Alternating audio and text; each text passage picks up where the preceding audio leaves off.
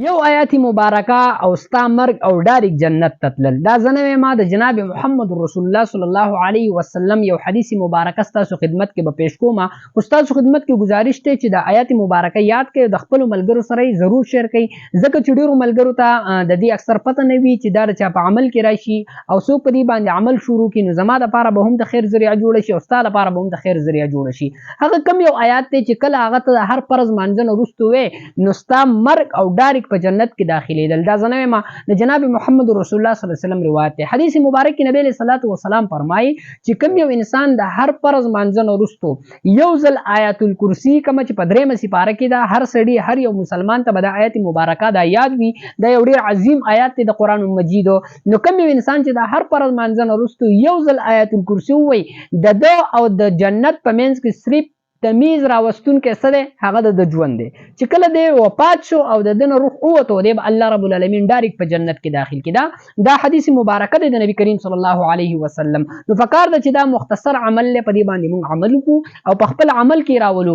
وز اکثر ملګری د وظایف متعلق چې کوم دی دا سوال کوي چې دا وظایف چې کوم دي ذکر اسکار چې کوم دي د مانځنه رستو چې کوم مسنون ذکر اسکار راغلي دي دا د سنتو رستو کول افضل دي که د فرض رستو فورا کول افضل دي ګورئ جی علما فرمایي چې کوم یو انسان